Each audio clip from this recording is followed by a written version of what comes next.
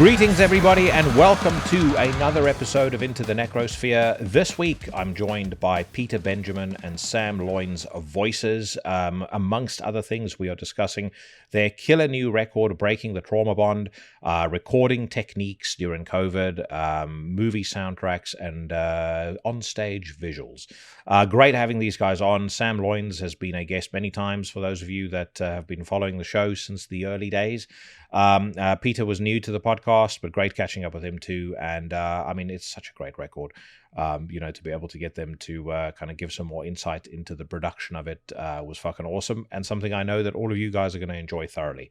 Before I get to that, though, or before I get to any sort of meat and potatoes of this podcast, I just wanted to give thanks to a couple of people by name.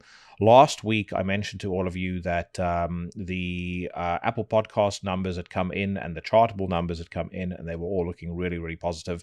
As a matter of fact, the podcast was number 45 on the most popular music podcast list for Apple Podcasts in the US, 11th in Norway, 29th in Australia. Frankly, when I saw those numbers for the first time, I was completely speechless. And, I do realize and want to acknowledge that without the support of the people I'm about to mention, this would absolutely not have been possible.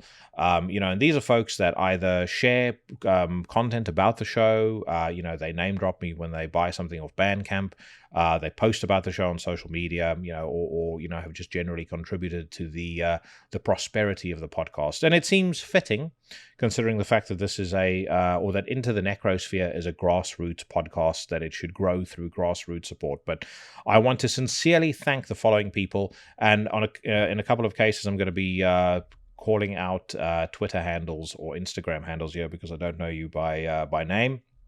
But either way, I want to thank Overton Souza, Girl Dad Grind, Carl Hikara, Razor Eater Metal, Mark Morris, Scott Bamford, Hellbeard, Cheyenne of Trivax, Raz Casket of Defod, Beta Core, Rick Eaglestone, Todd Anderson, Daniel Stewart, Damian Blood 74, Fuvzie Tarunk, Jezebel Revenge, Lucia Masip, Robin Dutko, Nathan Glover. I want to thank Nathaniel Underwood and all the guys from Damham. And then I want to give a special thank you to Mike Hill of the Everything Went Black and Necromaniacs podcast, Kelly T of the Slaves to the Underground podcast, and then a huge thanks to Katie Arizari of Season of Mist. She was the one who got the Gol interview set up. She's been a huge supporter of this podcast for a long time now, and frankly, without her and without everybody else that I've mentioned, the podcast would never, ever have grown as much as it has. So thank you from the bottom of my heart, and I will promise you this. No matter how much I manage to improve the aesthetics of the show, and no matter how much I manage to... I might buy a couple of new microphones. Maybe one day I'll get a decent camera. But this podcast is always going to be about and for the free thinkers of the scene by a salty South African who has been elbows deep in the scene for the vast majority of his life. I've said this many times before. I did this because I love this music. I'm not here to try and make money or make a living off of this. I have no interest in any of that shit. Quite frankly, I've got my own career, outside of this. I do this for myself, and I do this for the folks that keep showing their love and support for the podcast week in and week out. So I don't want to sound like I'm over-egging it, but thank you once again. So a couple of quick announcements before we get going. If you're new to the podcast, give the subscribe button on your podcast platform of choice the old flying headbutt off the top rope. The podcast is on YouTube, Stitcher, Spotify, Apple Podcasts. I'm also now on Amazon Music and Audible. So if you use either, you can check out the podcast on there. If you haven't followed the show yet on social media, then head over to Twitter, Instagram, or Facebook and do so there. And if you want to demonstrate your love publicly for Into the Necrosphere, as you walk the mean streets of wherever you live, head over to the Teespring store and pick out a t-shirt, a hoodie, jogger, whatever the case may be. They would also make, I am told on by industry experts, a great gift for Grandma on Christmas Day. And then finally, if you stick around after my conversation with Sam and with Peter, I'm going to be talking about some new music. This week is a Thomas Lindberg double feature, because I'm going to be talking about the new Lockup, and I will be talking about The Lurking Fear. And then, of course, straight after that, I will do a deep dive into the latest metal news headlines, talk about some of the stuff I'm excited about that may be coming up, maybe throw some shade the way of Tommy Lee or Corey Taylor. It'll all depend on what is available for reading on Metal Storm, Blabbermouth, and whatever else catches my fancy. So thank you very much for checking out this podcast. I hope you enjoy the show. And I would like to welcome to the podcast, not for the first time, definitely not the last time, Sam Loynes and Peter Benjamin of Voices.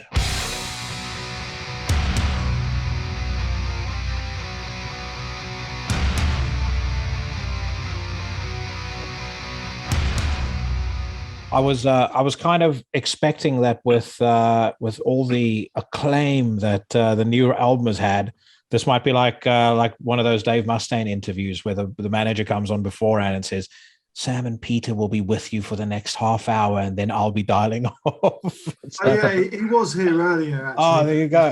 He's on his cigarette break. So how do you feel about the just overwhelmingly positive response this new album has had? Because I mean, the social media all weekend has just been a deluge of album of the year. People are absolutely flipping out about this in ways I've always loved you guys, but I didn't think that the response would be this significant. You're very, very good about it. Well, I've even bought a glass of wine to celebrate. Yeah, so I was gonna take a sip and do the old Satan straight after that. But cheers.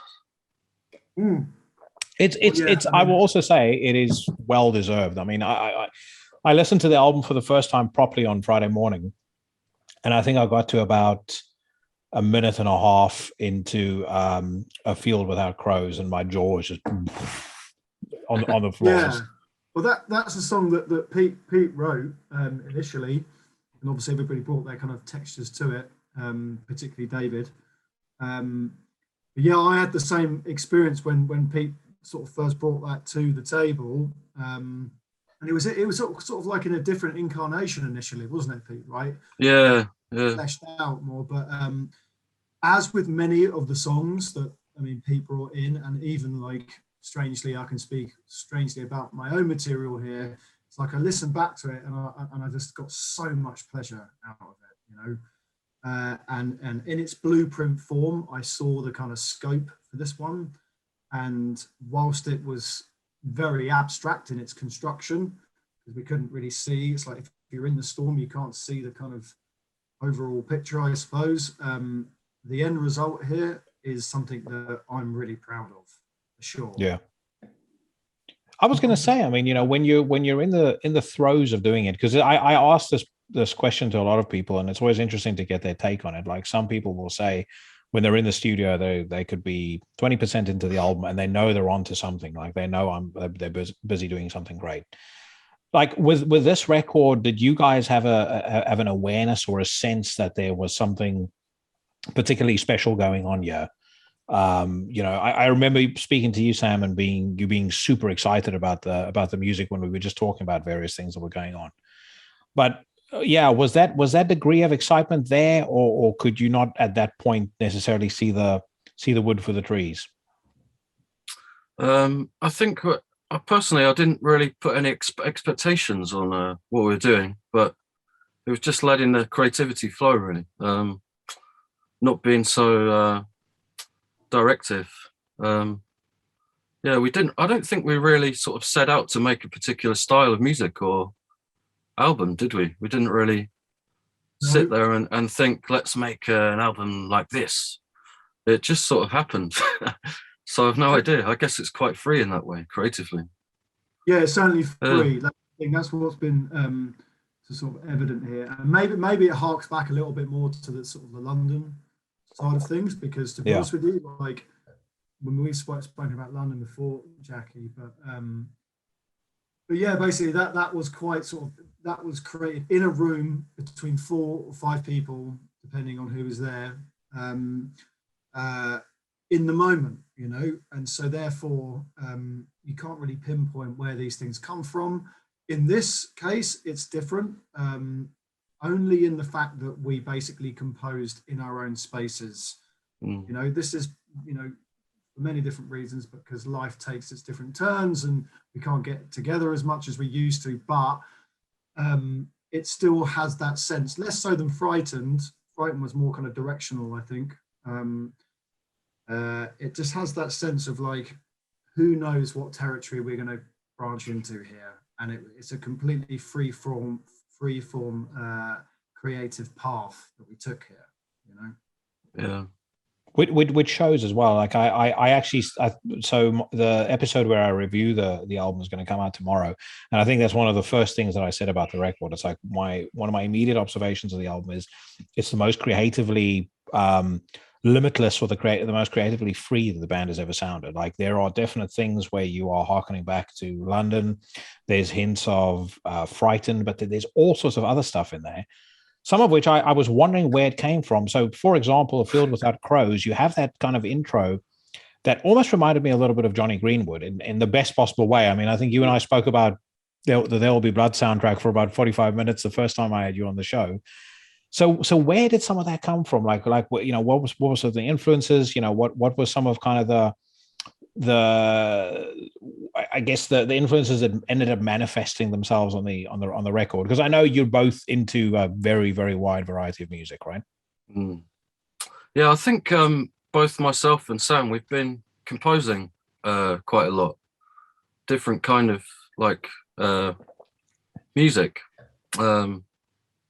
and that's kind of come out in this record because we've been exploring our own creative paths really. And so we've managed to put some of that, all the cinematic parts, like the pianos and strings. Yeah, we've just been having some fun with that really, and implementing it into the band really.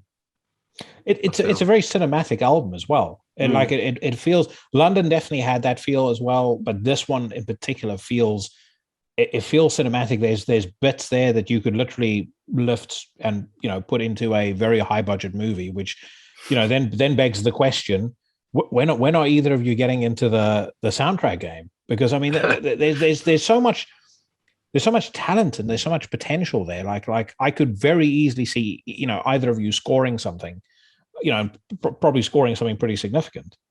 I think Sam in particular is on that path right now, aren't you, Sam? You're done a couple of movies, so yeah. I mean, you know, it's basically, and I'm sure Pete will echo my thoughts here, like that idea of being able to put like music to an interesting visual is just like one of the most rewarding and awesome things that you can do as a musician, particularly one that's into cinema, right? Yeah. And yeah, you know, it's a great accolade, you know, for Pete there to say about Johnny Greenwood, you know, on just that intro. And it's funny that didn't spring to mind just because obviously I know Pete and how he works, but now I think back on it, like that is in that realm of kind of interesting kind of, should we say, avant-garde approach to actually extended approach towards using these textures and instruments. But what's interesting and what's kind of like almost against that is that we do everything in the box, man, right? So this is in the computer. You know, in London actually we had a lot more sort of organic sounds, right? And we sourced kind of like old instruments and players and thought to play those instruments. But in this case, like there's the technology has got to a point now with I mean, one particular company called Spitfire Audio that literally I'm sitting here in my bedroom in Peckham, and if I'm you know, it's like Black Friday today or something, or was it the last weekend? Cyber Monday today. I could buy effectively like, you know, the most incredible Abbey Road studio sounds for, you know, a few £100, you know, and I think that between myself and Pete, particularly, you know, with regards to soundtrack, with regards to cinematic sounds, we've always had a really deep interest in that, but we've yet to have the kind of mechanisms to really express that. And now you hear it on this record because of Spitfire Audio and some others as well. But yeah, this is basically me hoping that we'll get an endorsement. I will do whatever I can to contribute to that. I mean, you like how I feel about Johnny Greenwood in any case, and particularly the There Will Be Blood score, which I just think. Well, I mean, like Hans Zimmer does all his stuff in the box, man. You know, Hans Zimmer does all his stuff. Have you seen that? Have you seen that Hans Zimmer live in Prague DVD where he's got the whole orchestra with him doing that is fucking incredible. Is it really? Okay, cool. I'll check that out. Nice one. Oh, mate, when you come and barbecue, we can I can crank it up for you on the system over. Yeah, Abbey Road, the same speakers that they use in Abbey Road as their monitors. That's the speakers that I have. Oh, nice. Which is where I heard, which is where I listened to the new record for the first time. So I was also going to ask, and it's always a nerdy question that I ask when a record is well produced. But where was this recorded? Because there's definitely like a big step up sonically, like just in terms of clean, well produced sonic quality to the music. You know, over Frightened, over London, you know, over the first record, it sounds like the whole kind of sound stage on the record is just so much bigger. I think the only thing we recorded in a studio was the drums. Everything else was done in lockdown at home, sending it to each other. It's fucking mind-blowing to me to think about that. It's crazy, isn't it? It's crazy. We've been using some pretty top plugins and stuff, but thanks to Dan, we spent a long time online mixing on Zoom actually, with full audio. Like, was it 24-bit stream audio? So we spent a long time online just in sessions like this, just mixing, really hours and hours. But we're super lucky to have Dan, in the band for a multitude of different reasons, but one of which is that he's always been instrumental with the actual production and taking, really, to be honest, taking a lot of mine and Pete's madness and David's, of course, and actually making it a reality.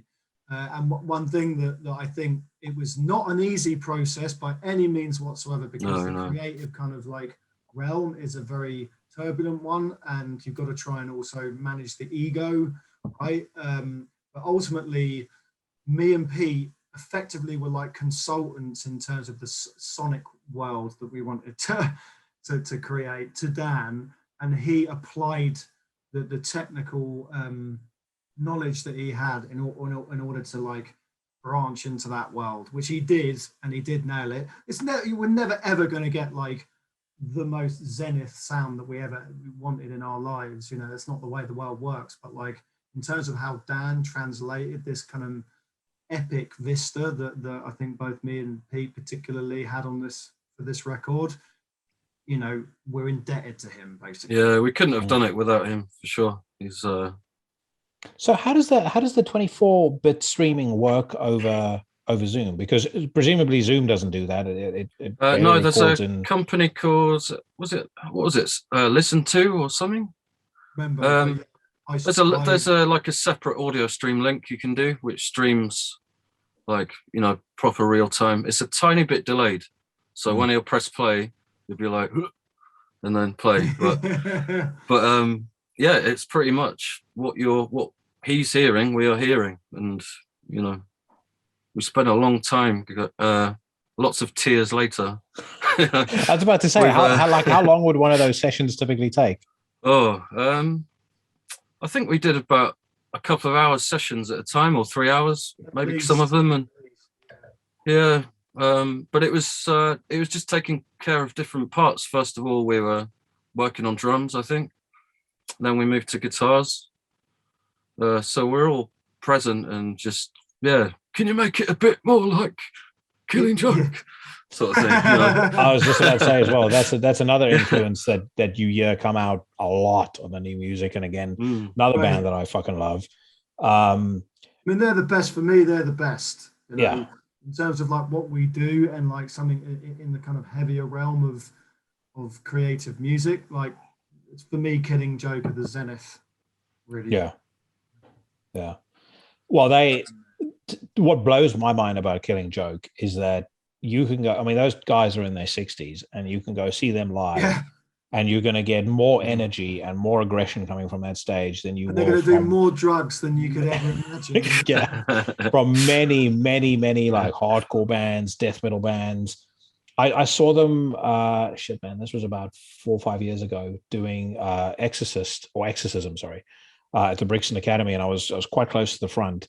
It was one of the most insane, like, out of body experiences I've ever had at a show. And like you like, Jazz is just going absolutely fucking berserk, like screaming, like shaking his head. He does all those weird sounds on that song, but I mean, everything that they do is like that. But you definitely hear that influence coming out on this new album a lot. So I think some of the stuff that I could hear, I could definitely hear that. Susie and the Banshees, I could hear hints of like the catchiness of Sisters of Mercy or Depeche Mode. And then obviously all the other metal stuff coming in as well, which also works very well. I do think calling you guys, as Kerrang did, a blackened death metal band. I think that's I don't know. I mean, I'm not sure what I would call you guys, because I don't think there's a band that sounds like Voices, but I think that's understating the point a little bit. There's a lot of bands that are loosely blackened death metal bands.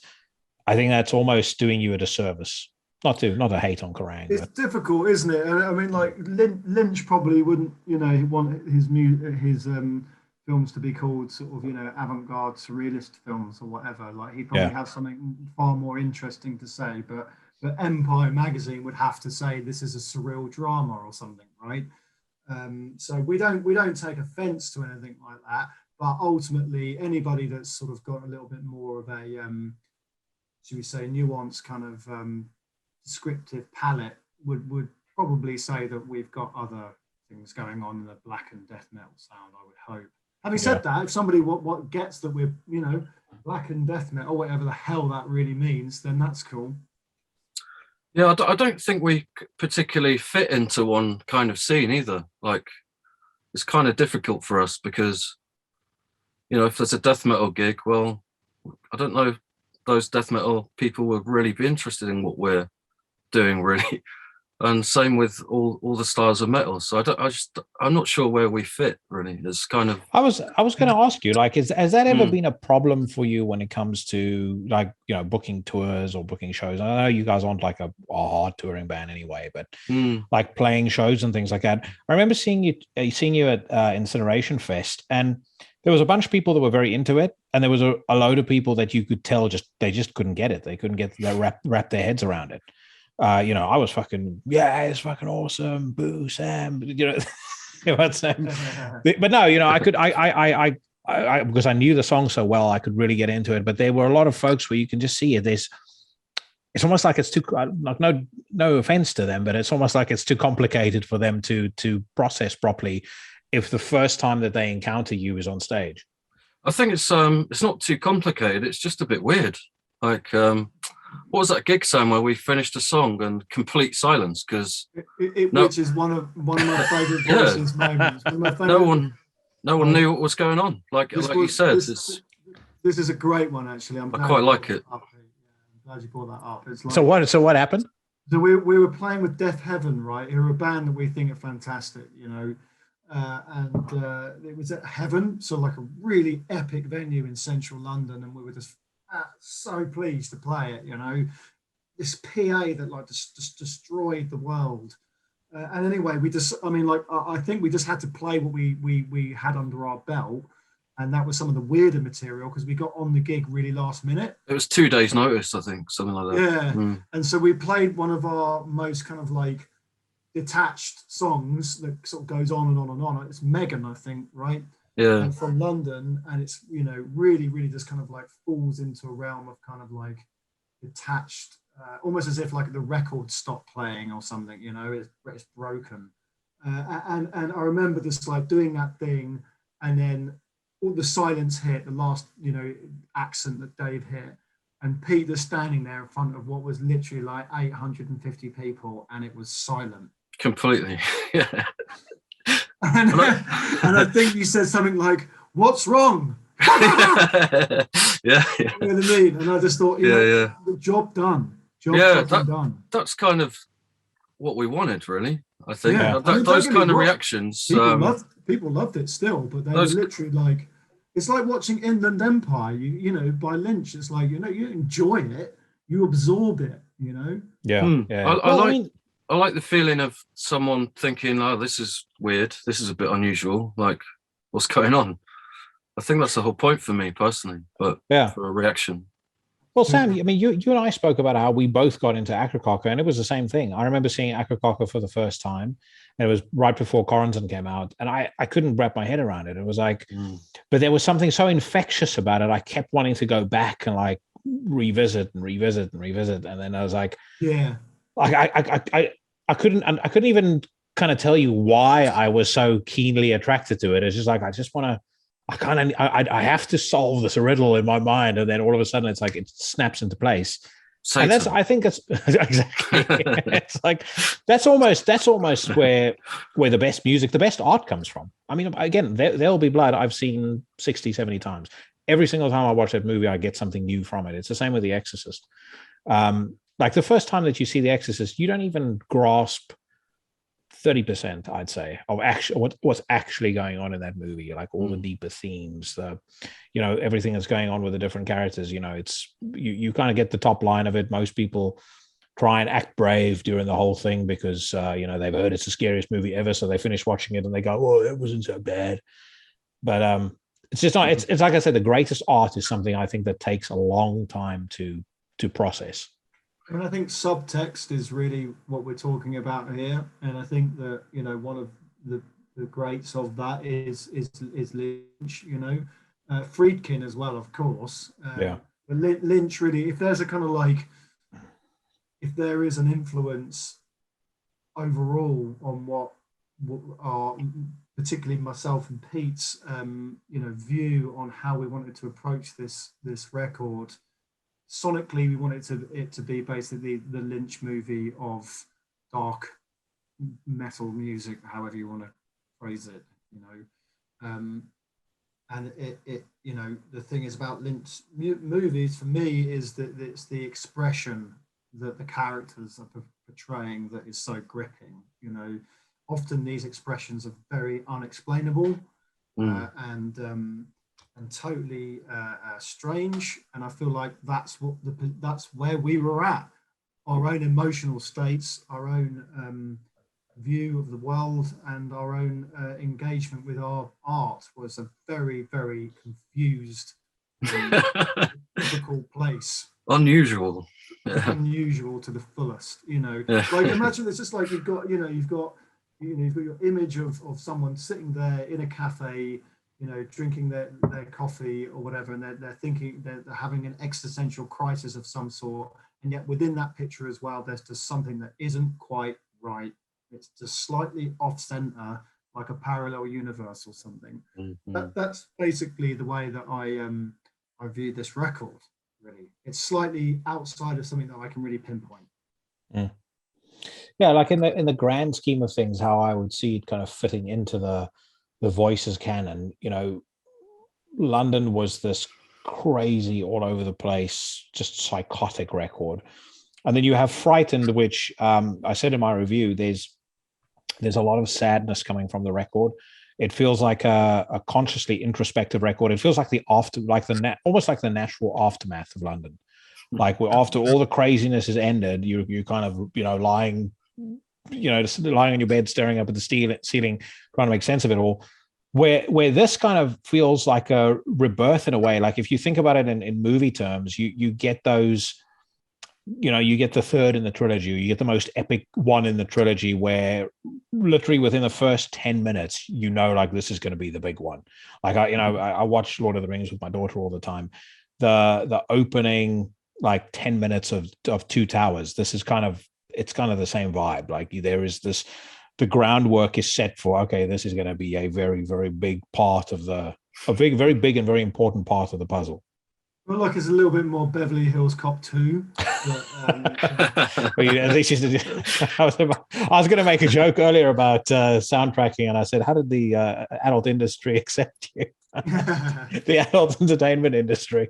But you were talking, we're talking about movies and stuff all the time. So my question is this, would you guys ever consider deploying some of those visuals and stuff that you do on the teaser clips and the music videos and stuff that you do on stage?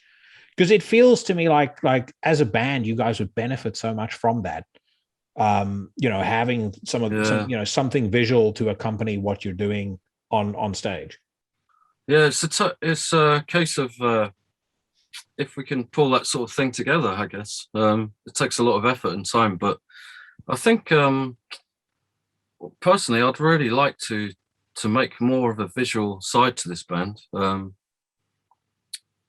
I'd like to, make more movies to support the music, and interlink it all. Eventually, maybe the next album we can do a lot more visual stuff if we actually organize it.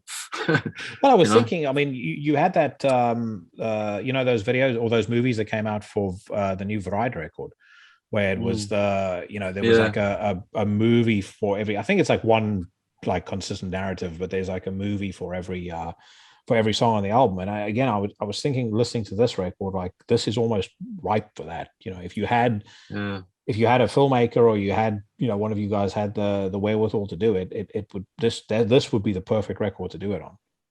I think go on, Pete. I think the next record will be the ultimate scope for that, because I think this record, it's very visual but it's quite disjointed. Like there's no clarification there whatsoever or anything. So I think if we actually put our minds together and wrote a story a bit like we did with London, I think there'd be way more scope for that in the next thing that we do. But to me, there's just the fact that we're even just, the point here is that we're discussing this. Reason being is that the record makes you visualize things. It makes you think like you're watching a movie. And funnily, you should mention about the live presence of, say, visuals and whatnot, right? So we did a show a few months back and played like most of London. I think we did all of it actually. All that we did, and actually Pete was the one that instigated this, is basically from the support acts who were playing, we had this kind of like epic, great shows that they did, but like super kind of like crazy lighting and all this kind of stuff in a small venue. Pete went over to the light person and was just literally like, just white and black, okay? Just white light and black silhouette style lighting, okay? And something just as simple as that, the feedback that we got from the people at the show mainly was that it just looked cinematic. Something just as simple as that, I mean, even as far as I'm concerned, like I remember seeing a band that they're no longer together, but they're called Savages, okay? Like a punk rock band. And basically they just came out and had like white floodlights instead of like disco lights, effectively, right? And it just basically made you feel like you were watching, and they're all dressed in black, right? Minimal stage setup, and it just made you feel like you're watching a film noir, So like, yes, I'm up for like, of course, always up for the kind of like bigger scale visuals and all this kind of stuff. But I think even just a small amount of interesting use of light. I think Celeste do it with like lights on their heads. I don't know whether you know that Doom band. No. Loynes have on a light on their heads, that was amazing when I saw them do that. Just something simple like that can elevate a live show, basically. Yeah, I completely agree. And the thing is, it's insane to the degree to which it'll do that, because you take a band like Mayhem. I remember talking to Charles, and he was saying when they first rolled out this the Mystery Storm Satanas stage show of theirs, where they have where they have the church and they've got all that other shit going on, and you've got Attila standing in his robe, and he said they were nervous about it because they kind of felt like people would rail on them for doing it, and saying they were becoming too showy. But he says the response was like overwhelming. And again, back to Incineration Fest, I remember just how fucking cool it was when they were doing the Wolf's Lair Abyss intro, where you have the weird like cavalry trumpet playing and all that sort of stuff, and all you had were just these two blue lights shining off the stage and that sound, but it created so much atmosphere. You don't need a lot of money to do that. You don't need like Rammstein level production to do something like that, but it makes the world's difference. Absolutely, that's exactly my point, man. Subtle touches like that.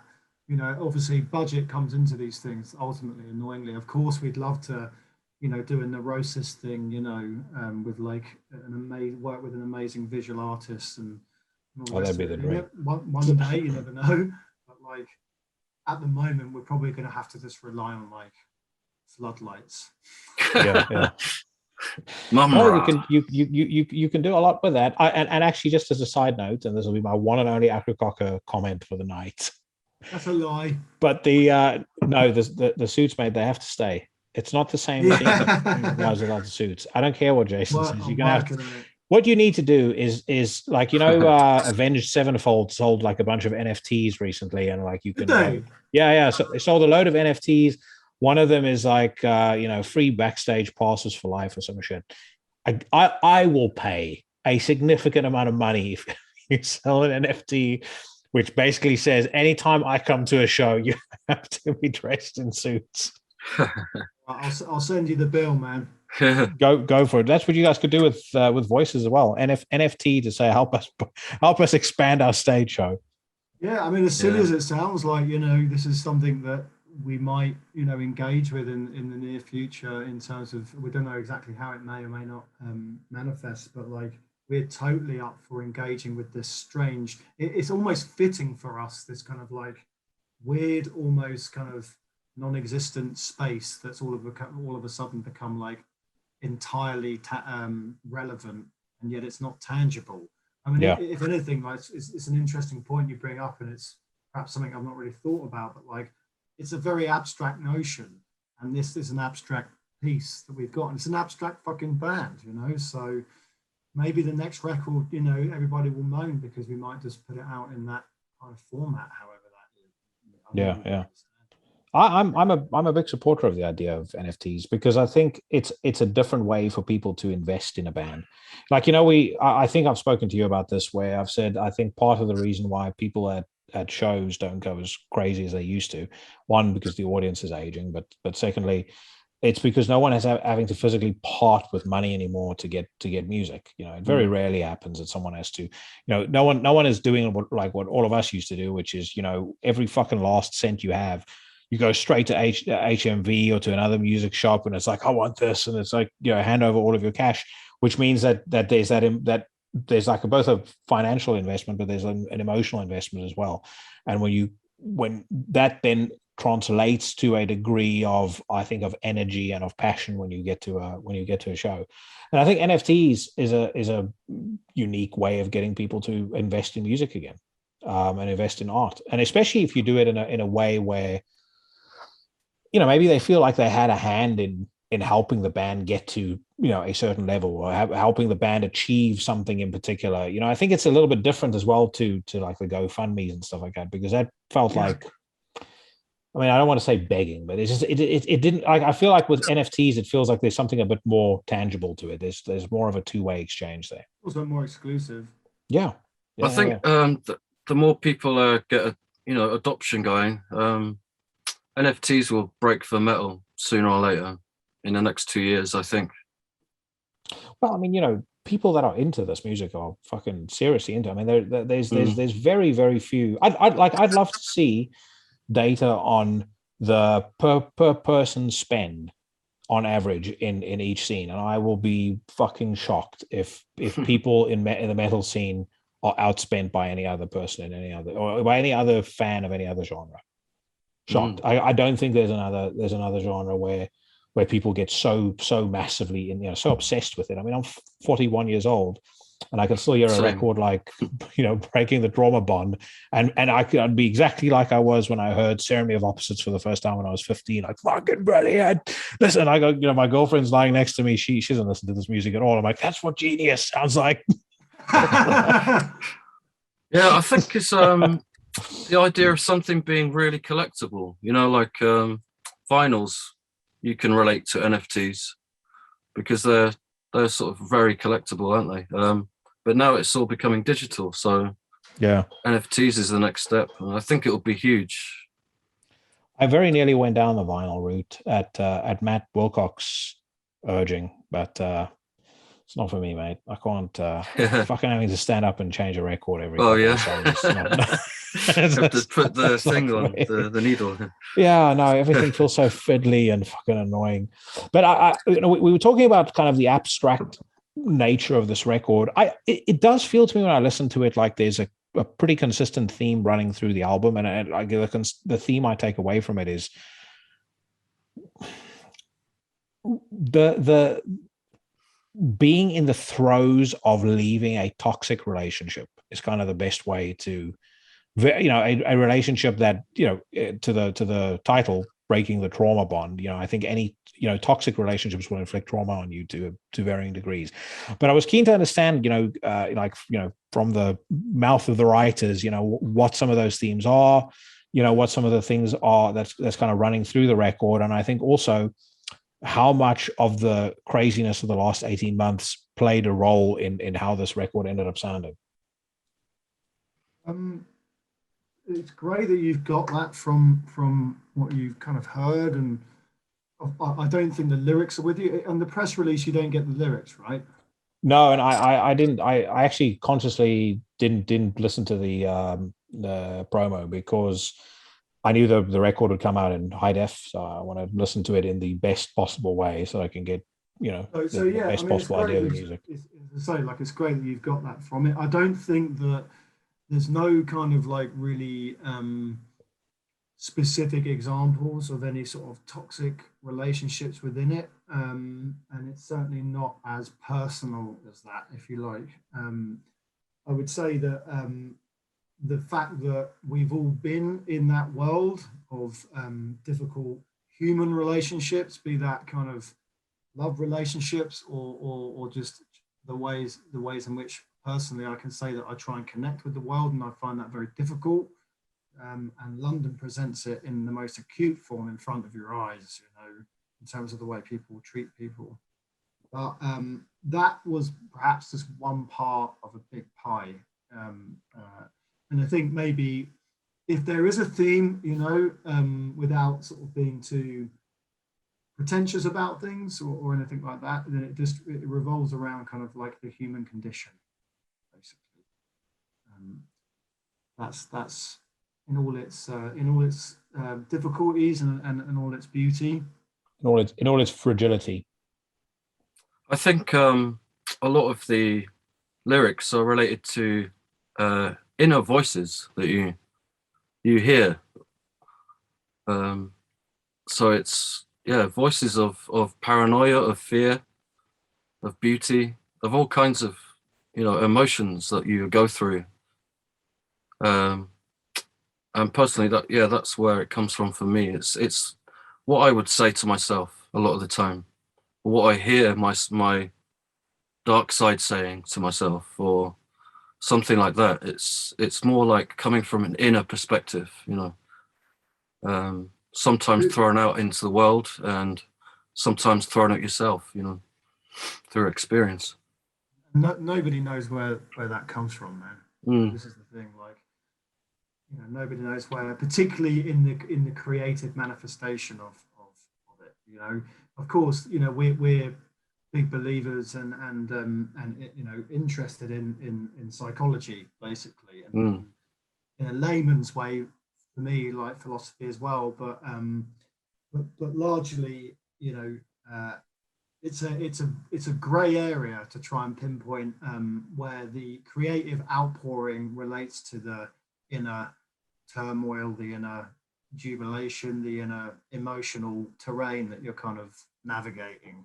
And so what was cool, just like getting back to the beginning of this, when we started chatting, it's like it was free form, in that same way that, like, Burroughs kind of just put a pen to paper and went for it.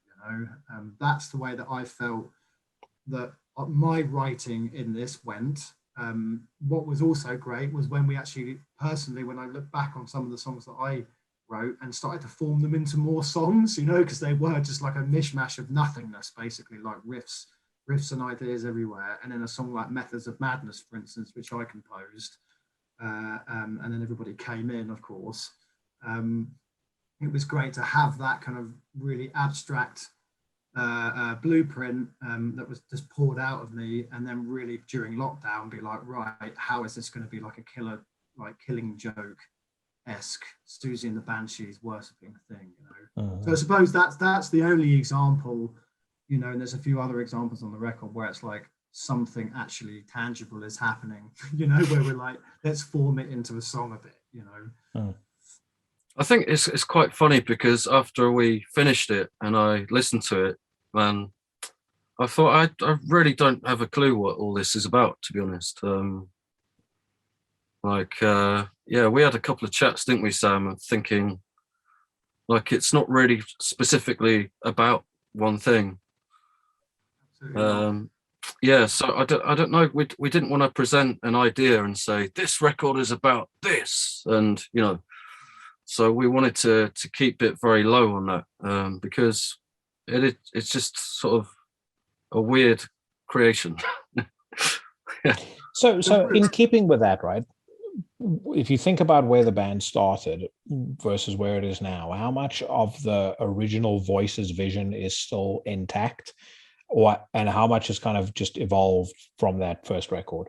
I think we've always, like Sam said, we've always been like quite psychological, rather than choosing subjects of black metal and demons and forests and things like that. Because I mean that's been done, you know, by all of us. But I think it's more of a coming from a realistic point of view. Like we don't live in Norway, you know, we live in London. Yeah. So we're using that as our, you know, reference to our output, and yeah, that comes a lot of psychological thriller style weirdness, you know. Fuck yes, in general. So I think we're being kind of honest, more than a lot of bands are these days, because we're presenting something that's true to where we are, you know, in life. And yeah, I don't know. It's more of a mental, psychological thriller. Yeah, I think that's it. Pete's pretty much hit it nail on the head there. The psychological thriller thing is spot on. Yeah. And one thing that we branched on in an interview the other day, and I think there's the reason why we get this influx of amazing, like, you know, admiration for what we do. Basically, it's quite overwhelming, really. It doesn't matter that it's not like millions of people, but the small amount of people that do comment, you know, and want to reach out, it's like love for the music, you know. Connection. The reason is connection, and the reason why that is, Jackie, and to hark back with Pete, what he's saying is it's there's conviction on it, man. You know, there's nothing that we're doing that is contrived. It's like, you know, it really is, you know, it's conviction there, you know. I can't remember if I've said this to you, but that's the biggest thing to me as well, is whatever the band is singing about, I want to feel convinced. That's why, you know, when it comes to seeing live bands, for example, I don't care how conservative this is going to sound. I don't want bands joking around on stage. I don't want someone smiling. I don't want anything that takes me out of the experience. You know what I mean? Like I think of all the best shows I've ever been to, and there's like an intensity to it, you know, and like a real, you're kind of sucked into this world, and the artist has you there for that hour and a half, whatever, and then they finally let you go, and you're completely spent. There's only a few people that can get away with a smile, and that's Tom Araya is actually the only one. The rest, no one else. But like, I don't, you know, I whatever it is you sing about, I want to be convinced. And you're absolutely right. I mean, London itself as a subject, I think, is unique in a certain sense, the way you guys are singing about it. But I can relate to that too, because the place is a fucking trip. I mean, anyone who's lived there for an extended period of time knows that. I remember when I first moved to the UK, there was this moment of realization I had. It was a journey from Victoria Station back to Wimbledon, where I was living. And at Victoria Station, there was a person on the platform who was having a nervous breakdown and literally was like falling down, thrashing around, screaming, crying. And everybody just walked past them. Like they did, like, you know, they were basically like, this person's a nuisance, get out of my way. And as I was going home, and I was 22 at the time, this like realization suddenly washed over me that if I die in London, that's no one's going to know. I didn't really have all that many friends. Yeah, I didn't have all that much by way of family.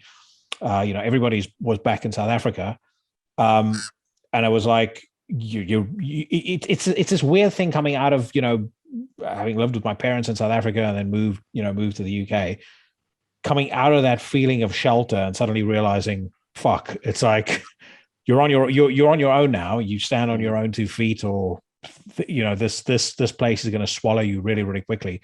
And it is a city that feels like it can, like it's constantly on the cusp of swallowing you. And I don't know if that makes sense or not. I'd be curious actually to know your thoughts, given your backgrounds being quite similar. But it really does have that feeling. It's like there's so much to love about it. There's so much to absolutely hate about it. But it really has that enveloping sense when you're in it. Yeah, it can be pretty cold. I mean, you're talking about when you see someone in trouble, no one really stops to help. No. That's happened to me before. I've been mugged in the middle of town and people everywhere, and no one's stopping. So yeah, it's a pretty cold experience at times. Where were you mugged? That was in Holborn. Really? Yeah, that's like a pretty decent place. I used to work there. 9 p.m. on a Friday night. Yeah, just on my way to work. Fucking hell, man! You're a pretty big guy as well. I would have thought. No, yeah, it's a long story, but yeah, it's just these situations can happen, and I've seen them a lot. I've seen people, being bullied on trains, and no one's sticking up for them, and because the reason for that is because of fear. Like everyone is scared of what's going to happen if they stand up and speak out, because of all the stabbings that go on and all the violence. If you stand up against a group of geezers, I don't think you've got much of a chance really if they're on the warpath, So it's pretty. I don't know if Sam's ever been in that situation, but you see a lot of it around where, yeah, it's quite scary, and no one really knows what to do in those situations. They're all sitting there. God, should I say something? I don't know. I was about to say, cowering and hoping it doesn't pull their way. That's exactly what it is. Just trying to get away from danger, because there is danger everywhere in that city. Yeah, I everywhere. mean, it's to navigate that thing. The violence of the city. Is tricky, and I feel like you really do have to have your head on your shoulders. You have to be kind of streetwise to a certain degree, But yeah, it's a place of tension. That is the thing, and perhaps weirdly, in a kind of strange masochistic way. Was it sadistic, masochistic? Which way? It's almost like maybe that's a part of the draw. It's like, all of a sudden, if I just move to the south of France like I want to do sometime in my life, it's like, am I going to be like, I'm super safe, the sun is shining, blah, blah, blah, but like, is there going to be a weird part of me in the back of my head is like, I really enjoyed that sense of when I was like really off my tits at 5 o'clock in the morning in Camden or wherever, and like at any one point I might be killed. I can tell you, as someone who moved to the countryside, no is the answer to that question. It's fucking great not living there anymore. Like I drive down to Kingston every so often, so I can still do some stuff. And there's a few things that I miss going to regularly. Like I used to go to the Comedy Store an awful lot, and I mean I love that. To me, like outside of a good gig, Comedy Store is the best thing about London. But for the most part, I don't really miss anything. I have to say, I have to say, I live half by the coast and half in London at the moment, and the difference in my character has been quite a lot since I'm not full-time London anymore. There's been, I feel a lot of peace. You really are like constantly wound up. I don't know whether you guys will remember this, the whole happy slapping craze. Mm-hmm. I remember sitting on a train once on the Northern Line going back down to Colliers Wood, where another place I lived at.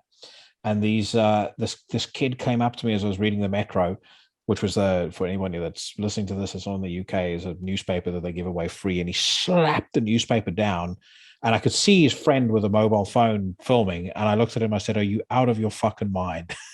Like he was so like, and it was such a gut reaction from me. And he was like so stunned that this guy is like, giving it back to him. He turned around, he left.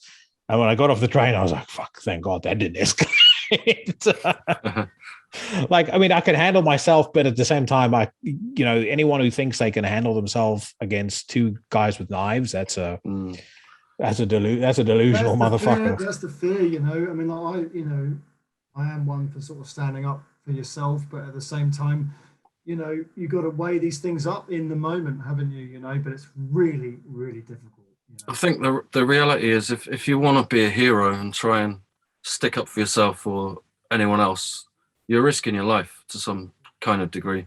Yeah. Well, there was I remember reading this article with one of the Gracie brothers, and they were talking about self-defense classes, and they was talking about all these people that teach you how to disarm guys with knives and all this shit.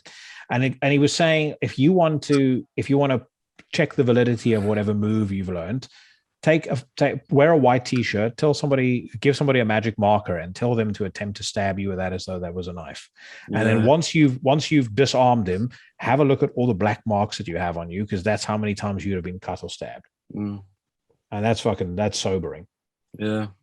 It's not easy. Hell no. You live on some of the meanest streets of them all though, Sam. Peckham. Well, yeah, it's funny really, because I mean, I've largely kind of 95% of my kind of existence here has been nothing but really kind of pleasant. But of course, it's that 5% that you're in the arena of negativity, man. And like with things like depression, like with things like stress, like with things that that 5% engulfs you. It might be that actually, what I do really love where I live, for the most part, but that 5% of not just where I live, but London as a whole, is what I think about often, and mainly why I want to leave, obviously. So yeah, I mean, but Peckham's great, man. Come on, you can get the fried chicken here is like it's worth almost getting killed for. Fried chicken, the best fried chicken I've had in London is at a place called Absurd Bird in Soho. Oh yeah. Fucking believable. That sounds like a bit of a posh one, though. It's not, mate. It's a bit of a dive, but they do fried chicken and waffles. So my advice to you is, if you go there, get the fried chicken, waffles, ask for extra hot sauce and extra maple syrup.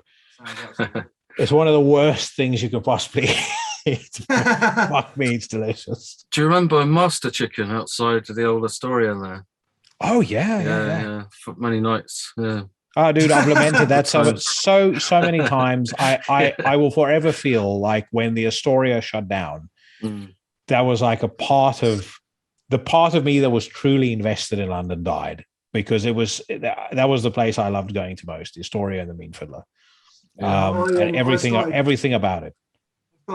During when we were locked down, right? I broke the rules once, right? How dare you? Ended up in the middle of nowhere at 4 a.m, right? Absolutely off my tits, in the height of winter, right? So it was the coldest night of the winter, -4 or something.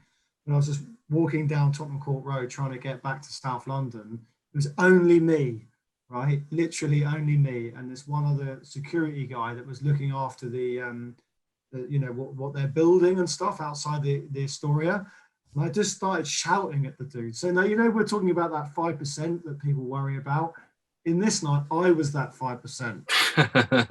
Weirdo. Yeah, total weirdo behavior.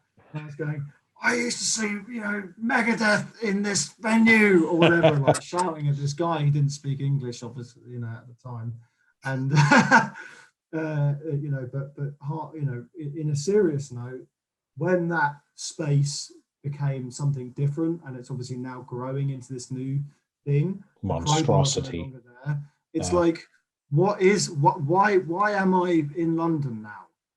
Because I basically hate central London, particularly. I like Southeast, I like one or two little bits of East. I like the Black Heart in Camden, but then other than that, why the hell am I here? It's really the city's fucked. Well, that's part of why I like going to the Comedy Store, because it still retains that old. I mean, I think everything in there is from the 60s, but it still retains that sense of what London used to be like. Is that in Leicester Square? Just off Leicester Square, yeah. Oh, yeah. Dude, it is fucking brilliant. I went think there I've been on there. one of the nights where I was most down, depressed, fucking miserable. And I came out there feeling like an absolute $1,000,000. I love it. Absolutely love it. I think I saw Steve Hughes there quite a few years ago, maybe around. Yeah, he 8 used to years be a ago or regular so. there. Yeah, that's it. I mean, there's some really great comedians on the London circuit as well. There's one guy named Jeff Narcott, who I absolutely love. There's a guy called Rob Deering, who's really, really good. There's a couple of fucking awesome people there. There's a dude, whenever he's around, his name is Phil something or other. His surname will come to me. But I've seen that guy get a Comedy Store crowd more worked up than fucking people watching bands. Like literally, people screaming, yelling, just going wild. It's incredible. Absolutely incredible. I've got one last question because I know you guys have got an early start tomorrow, so I'm not going to keep you too long. You have started to deploy one of my very favorite things, which is like those melodic shouts where you're like shouting like on but still kind of holding a note. Right. In the few misgivings that I've had around doing vocals, I've tried that and it is fucking next to impossible. What is the technique around that? How do you do it? What's the secret? I don't know, to be honest. I'm not a really great singer, but I think it's just more about texture, isn't it? It's where the texture comes up and you try put the note with it. I don't know. I just thought this record might benefit from that, a bit more melodic sort of shouting, Yeah. So I wanted to experiment with that. I think you're doing yourself a grave disservice by saying you're not a good singer, by the way. Especially on this record, it's top notch. Okay. But thank you. Yeah.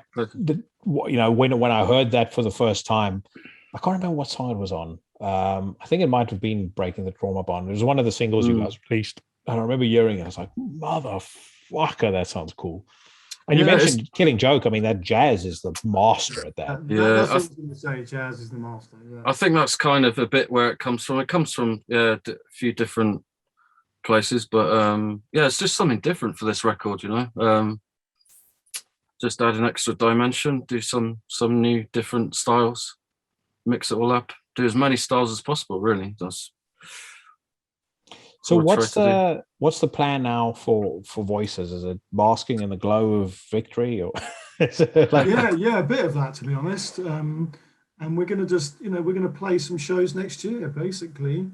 And I think as time goes on, we will start to slowly come out of the cave of anxiety, creative anxiety.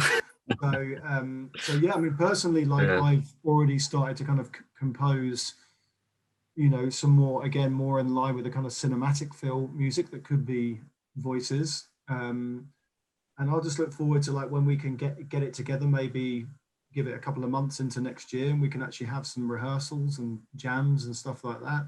And I'm sure that we'll be bashing through material quick because there'll be a backlog. We'll all want it.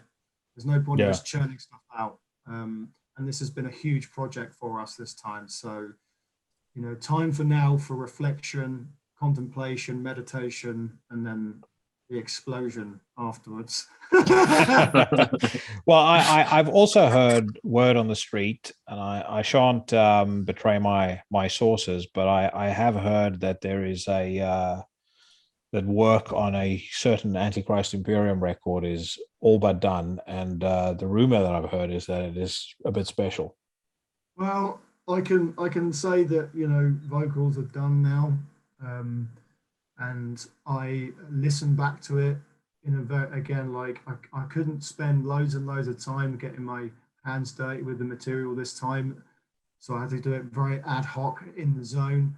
I listened back to the rough mixes, and it's literally 10 times better than any of the other two records, in my opinion. In terms of what particularly Matt and Sam's songwriting is just. I don't know. I honestly don't know what Matt is on most of the time to come up with the shit that he does, because he just seems to like he blows his nose and it's like, oh, there's enough songs there for 3 albums. It's like, he's just always been a speed demon, really. He's just he's got his chops, you know. I don't think it's fucking mental. His sort of level as playing has changed since he was probably 18. He's just like was that good already, and he's just remained that good, you know, and technical and fast, and he's just always been like that. But he does. He's got a brilliant way of kind of throwing that like really sinister, evil black metal vibe into a mean ass death metal riff. That's true. Like, that's very true. Yeah. Like, and it'll always be just this little hint. It's like that's something that I think is really good on the Voices record as well. You know, we were talking earlier about kind of restraining the ego as an artist. One of the things I really appreciate about this record are those moments where, you know, you throw in a keyboard line which is just so simple and so clean, but it just works so perfectly with the music. Like, again, you know, A Field Without Crows is a great example of that, where that intro is so beautifully restrained, and then the song kind of kicks in properly, and all of the parts, and if you actually think about all the individual parts in the song, that they're also quite restrained, but they form this just fucking gut punch when you hear them for the first time. Like, exactly my kind of vibe when it comes to music. It reminds me of the London thing, where for us the narrative of that record started with The Actress, the song, and it's only like a 1.5 minute long song, in the same way that A Field of Crows is, right? Yeah. Filled Without Crows, sorry. Filled Without Crows.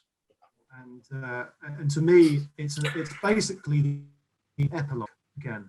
You know, I mean, as soon as I heard that, you know, this is a long time ago now, and it's in a different form.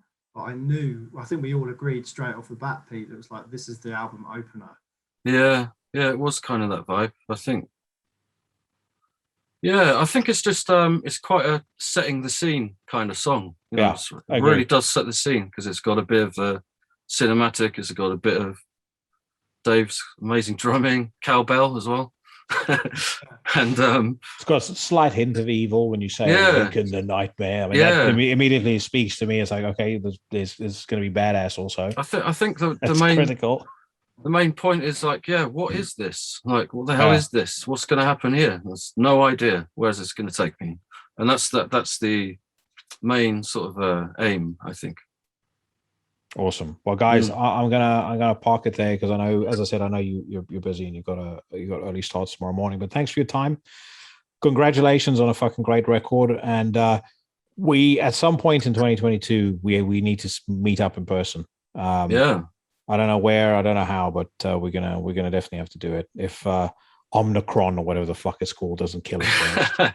Sounds like a transformer, doesn't it? Yeah. Well, it wrecked my holiday plans for the 3rd time, so I'm pissed. Oh shit! It's oh fuck! It's one of those things. I think, unfortunately, there'll always be another. You know, it's kind of like this diagram of what's saying, new variant, surging cases, lockdown, you know, and it's like, and then, you know, you come out the back end with, oh, well, you know, a little bit more of your freedom is now taken away, and, you know, it's going to take 6 boosters for you now to be considered vaccinated, but don't worry about it. Omnicron.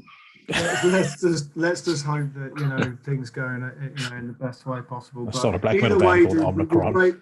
Like I broke quarantine that night when I had to scream at that guy about Megadeth. We'll maybe do the same for you, mate. I'm out in the middle of nowhere. There's no the 5-0 isn't, yeah. So that's what you think, man. Well, no, they're not. Well, the RAF is here, so you might get a couple of, you know, military helicopters flying overhead, but you hear them every now and then, like flying really low as well. The first couple of times, I was like, what the fuck is that? It's like, am I going to wake up to a crop circle tomorrow or something? But hopefully. Anyways. All right, guys. Take care of yourselves. We'll speak again soon.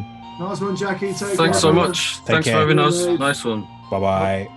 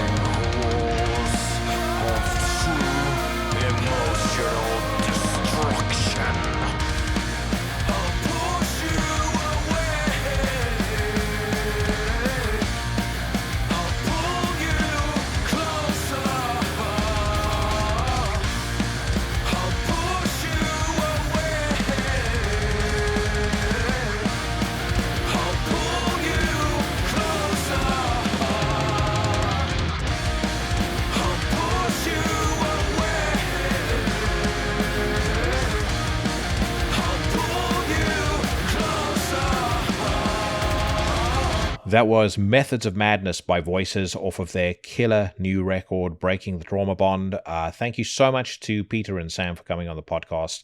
And I really do expect to see that record high up on the best of list of a great many listeners of this podcast.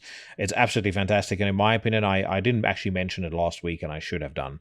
I think it's an album that sees career best performances from pretty much every participant, including Dave Gray. And given his background in Acrocock, I know that's a big shout, but it is absolutely sensational. So thanks to those guys for coming on the podcast, and hopefully I'll get them on again at some point soon. But let's talk about some new music now. And this week I've mostly been listening to 3 records with a view to reviewing them on the podcast: the new Stormkeep, the new Lockup, and the new Lurking Fear. I am going to say right out of the gate that I know I've spoken about Stormkeep on the news segment. The 1 or 2 tracks that Van Records released on that record before it came out sounded like it was promising, but listening to the whole thing back to back several times now this week, I must say I don't know what I'm missing. But the album's not really doing much for me at the moment. I know there's a ton of hype around it right now, but it really reminds me of a lot of those releases that I used to see featured in the Nuclear Blast catalogs back in the mid-90s. That would come out under a cloud of fucking industry hoopla. And then in the very next catalog, they'd be, on sale for half price. It's not a terrible record by any stretch of the imagination. But in my opinion, when you hold it up to the highlights that have come out this year, which are many, it's basically a 6, maybe 6.5 out of 10 record at the very best. Maybe at some point I'm going to be eating those words, but that's how I feel right now, which is why I'm not kind of doing a big in-depth review about it. But yeah, it was a record I was looking forward to, and generally when anything comes out on Van Records, I'm immediately interested in it. But this one is it's just not my thing, geezer. Anyways, moving on to a record that I was looking forward to that for the most part has delivered the goods as well, the new Lockup record. It's called The Dregs of Hades. It comes at us courtesy of Listenable Records, and it features the vocal stylings of not one but 2 legends in At the Gates as Thomas Lindberg and Brutal Truth's Kevin Sharp, both of whom have, of course, appeared on Lockup Records in days gone by. And then, of course, creatively spearheading this whole outfit is Shane Embry of Napalm Death, and a host of other projects right now, including his ambient product Dark Sky Burial. But he has a very distinct style of riffing, and musically it should come as no surprise, again, if you've never heard Lockup before, that this is basically rapid fire, crusty death grind delivered in the indisputable Shane Embry style, with the occasional breakdown thrown in for good measure. And actually, where they do throw those breakdowns in is where the album is at its absolute best, and it's mostly because of the contrast that creates between the craziness that preceded it, and just kind of the chunky, gnarly badassness of the breakdowns and the way in which they're delivered. And it really makes tracks like Dead Legions and Hell Will Plague the Ruins stand out over the course of the 14 tracks that make up this record. The vocal interplay between Kevin Sharp and Thomas Lindberg is basically mostly them alternating lines or alternating whole verses and choruses, I should say. And for the most part, again, they both live up to their reputations as arguably 2 of the best vocalists in extreme music history. But I do wish that those vocals, that the dueling vocals, were used in a slightly more creative way. It does. The novelty after 1 or 2 songs does wear off pretty quickly, and I'm a big fan of 2 vocalists. I've said this many times on the podcast, but I just feel like when you have that sort of talent together in a studio, you could do a little bit more with it than they've done here. All of that said, though, I can only imagine how cool this will work on stage, especially with some of the older songs. There's a couple of older tracks off of Hatebreed Suffering, for example, where you could kind of imagine some of the double tracked stuff that Thomas Lindbergh did on that record, turning into a bit more of a gang vocal. It would just sound absolutely killer. If I had to level a criticism at this record, I would say that it is perhaps too straightforward, and it lacks some of the creativity that, in my opinion, made 2017's Demonization and 2014's Necropolis Transparent so unbelievably enjoyable. There's plenty of heaviness and aggression here, but there's not a track on this record that kind of stands out to me quite as much as The Plague That Stalks the Darkness off of Demonization, for example. And I will also just go ahead and say this, and I mean no ill will or disrespect to Adam Jarvis. He's a great drummer, but he's no Nicholas Barker. Nicholas Barker, of course, was the drummer for Lockup on, I think, all of their records up to Demonization, and then he left and Adam Jarvis has joined for this record. Like I said, he's a great drummer, but I feel like the Barker battering ram is slightly missing here. But that said, if you're a fan of Lockup, and you treat Dregs of Hades as the sonic equivalent of a great action flick that it is, I think you're going to thoroughly enjoy it. It does lack a little bit of depth, but what it lacks in depth, it more than makes up for in explosions and sheer entertainment value, as you're about to see right now as I lay a track off of the record on you. This is one of my favorites of the album, and it's called Dead Legions.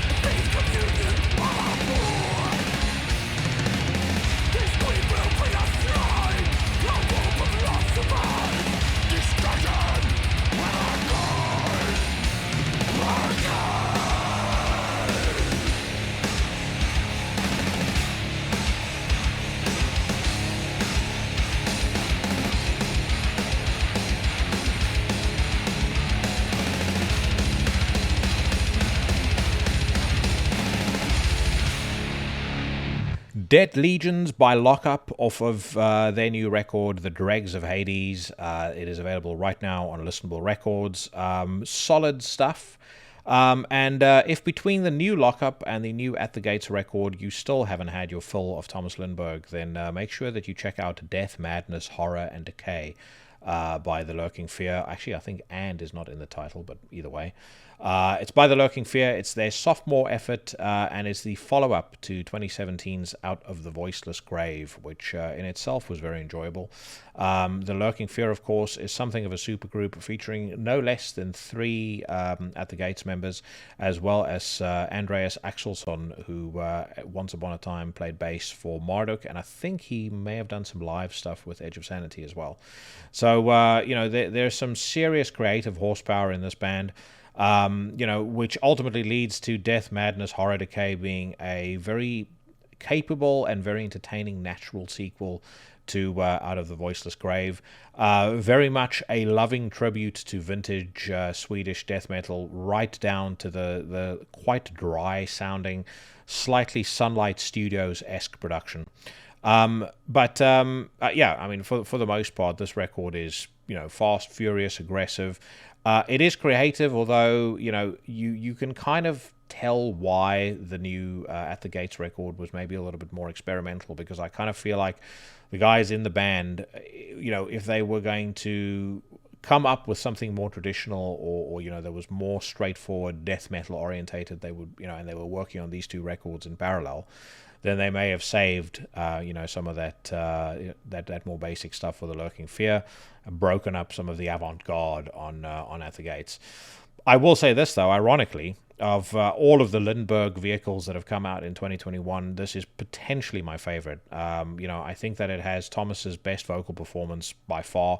His voice sounds way stronger, way more aggressive. It's a far cry from kind of the overworked delivery on the last At the Gates record that had a lot of people scratching their heads.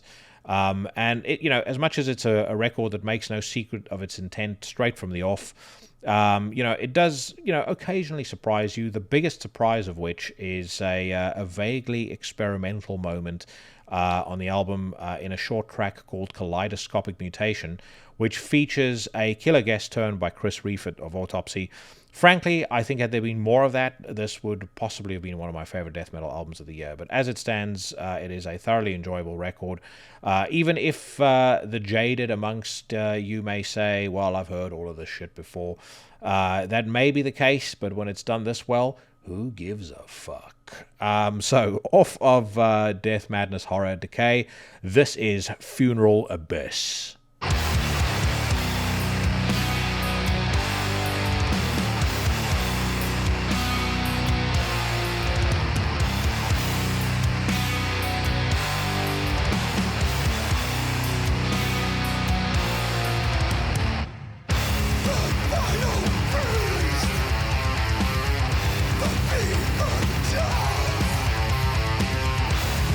Withers a bitch.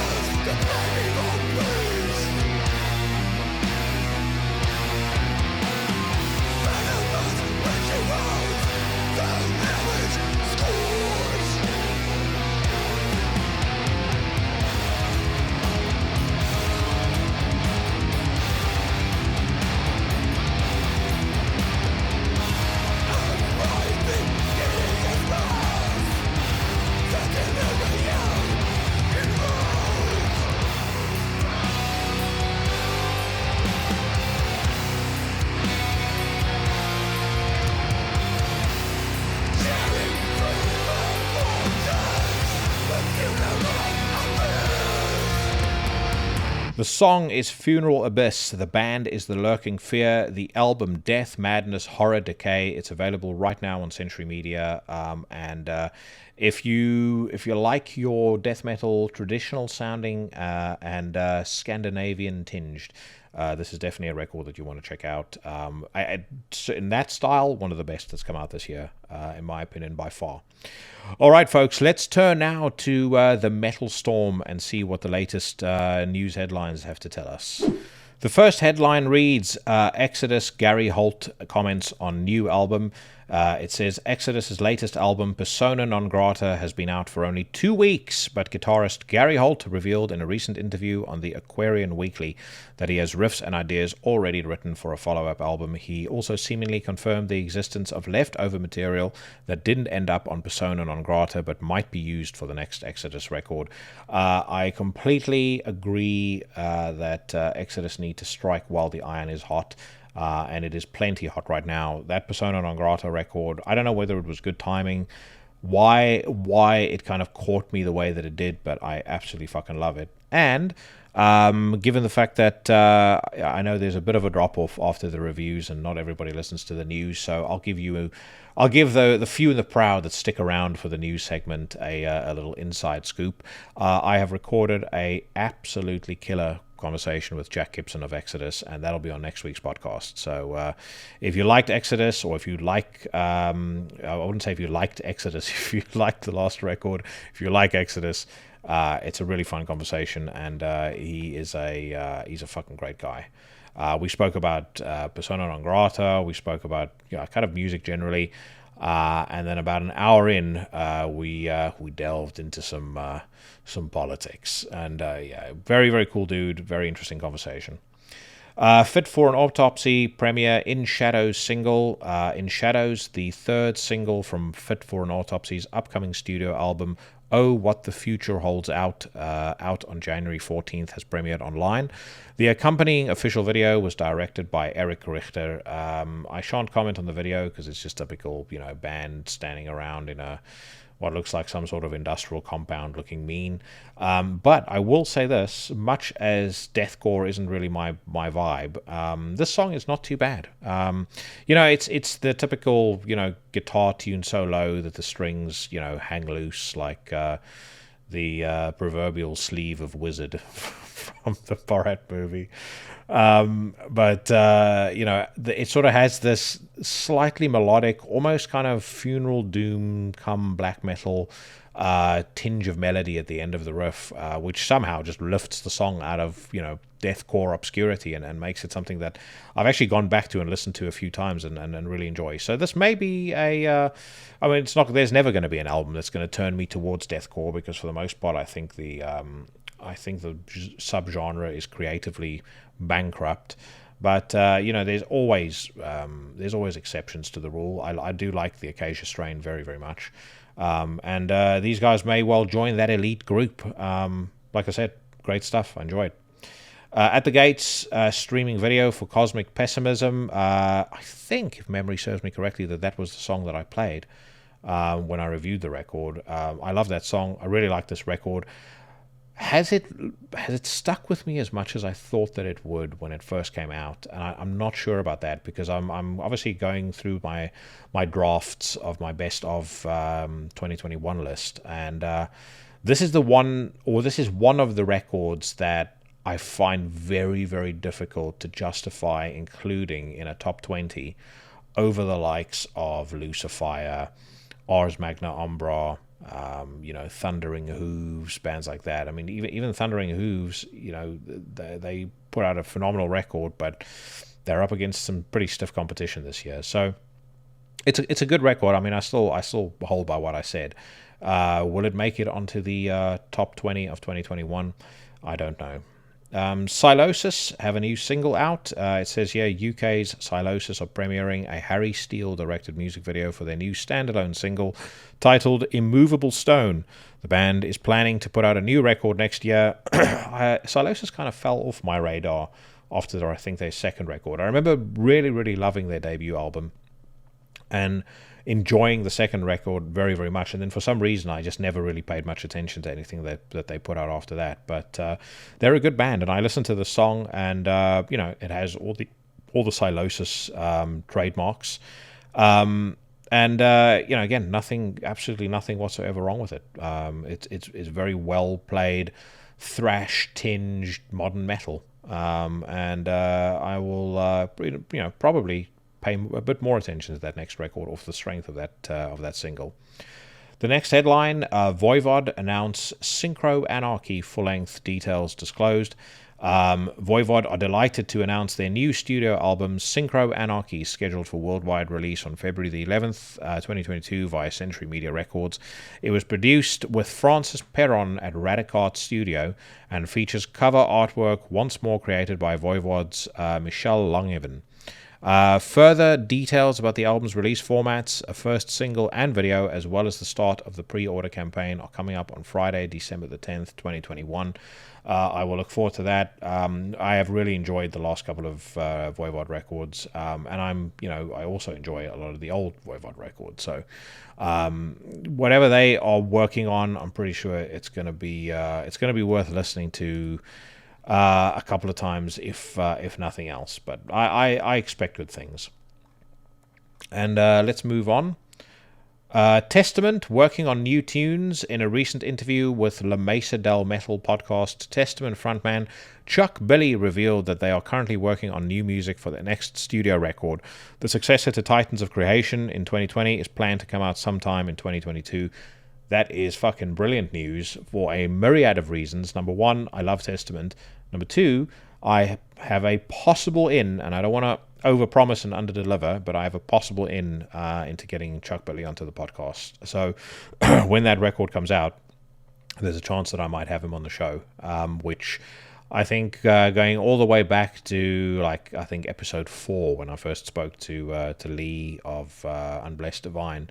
I think we spoke about Chuck at length on that, and I expressed then that he was on my wish list of guests. And those of you that follow the news segment know that a couple of weeks ago I made a very passionate argument to say that as far as the Big Four is concerned, there should be a big one called Testament, and everybody else is under them. Now, I will backtrack on that a little bit and say that in the face of the new Exodus record, I'm willing to concede and make it a big two, but there is no chance that anybody is going to convince me that whether it's Metallica, Megadeth, Anthrax, Slayer, none of those bands, as of 1991, did anything close to comparable in quality to any of the stuff that the Testament put out. It's just anyone who's honest with himself will agree on this. Then again, it's people's taste is subjective. Maybe you like Death Magnetic, and maybe you think that Hardwired to Self-Destruct is better than anything off of Dark Roots of the Earth. I don't see it. I feel like that song is technically better. It's more aggressive. That whole album, frankly. But I use that as a comparison. Technically better, more aggressive, better written. The band sound hungrier. I think the last truly great song Metallica ever wrote was "Bleeding Me" off of Load. And I think I did mention it last week, but Mike Hill did a really, really good special on Load on the Everything Went Black podcast. Very entertaining, and he made a couple of very good points, including that folks that were accusing them of wanting to go mainstream kind of missed the point that at the time what was mainstream didn't sound like Load whatsoever. Metallica were just kind of doing their own thing. That was the music they wanted to make. And there were some decent songs on that record. Again, much as it got derided at the time that it came out. I know people that full on set fire to their Metallica CD collection when that album came out. But I think outside of Bleeding Me, I don't really feel like Metallica has ever written a truly great song after that. There's been a couple of things that I've thought were passable on the last couple of records, but that's about as good as it got. Now, moving on to the next headline, The Gathering's Stronger single premiered online. I said some mean things about The Gathering about 3 or 4 weeks ago. Something to the effect of, no one is interested in your reunion, fuck off and die. I want to immediately apologize for that right now. I was very wrong. I listened to this single, and it is fucking excellent. It has a vibe kind of like Glory Box by Portishead. It also reminds me a little bit of How to Destroy Angels, which is the...